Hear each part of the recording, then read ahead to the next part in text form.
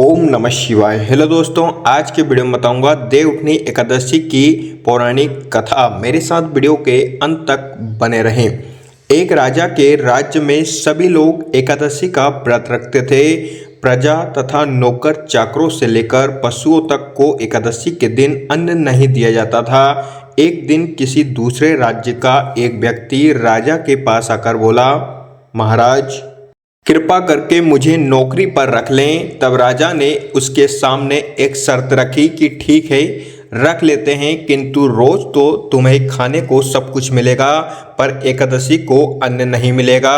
उस व्यक्ति ने उस समय हाँ कर ली, पर एकादशी के दिन जब उसे फलाहार का सामान दिया गया तो वे राजा के सामने जाकर गिड़गिड़ाने लगा, महाराज इससे मेरा पेट नहीं भरेगा, मैं भूखा ही मर जाऊंगा, मुझे अन्न दे दो। राजा ने उसे शर्त की बात याद दिलाई, पर वह अन्न छोड़ने को राजी नहीं हुआ।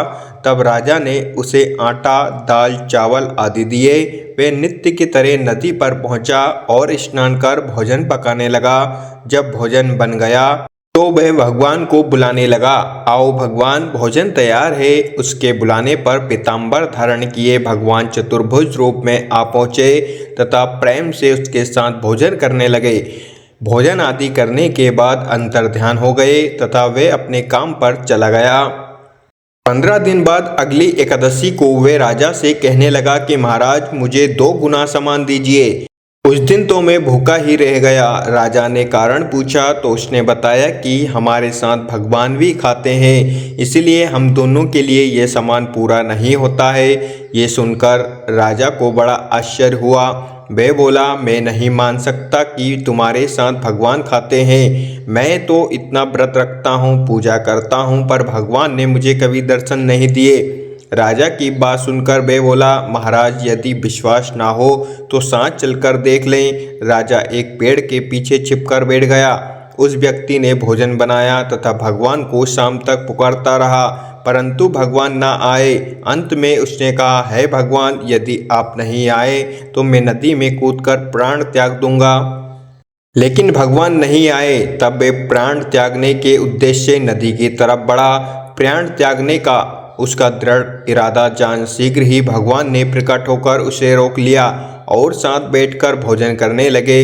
खा पी कर वे उसे अपने विमान में बिठाकर अपने धाम ले गए। ये देख राजा ने सोचा कि व्रत उपवास से तब तक कोई फायदा नहीं होता जब तक मन शुद्ध ना हो। इससे राजा को ज्ञान मिला।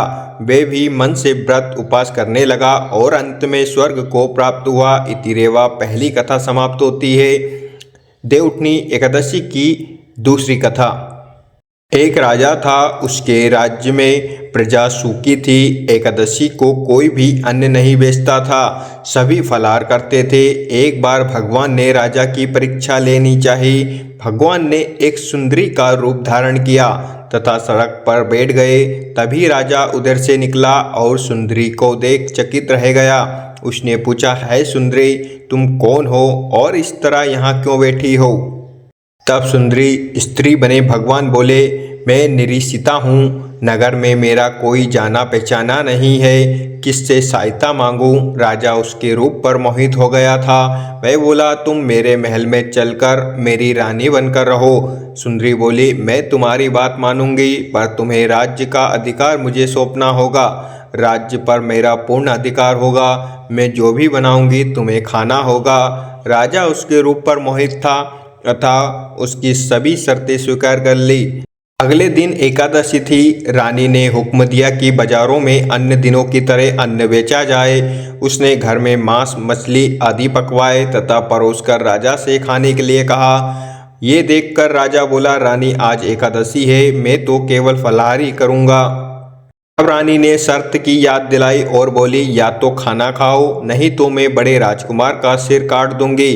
राजा ने अपनी स्थिति बड़ी रानी से कही तो बड़ी रानी बोली, महाराज धर्म न छोड़ें, बड़े राजकुमार का सिर दे दें। पुत्र तो फिर मिल जाएगा, पर धर्म नहीं मिलेगा। इसी दौरान बड़ा राजकुमार खेलकर आ गया।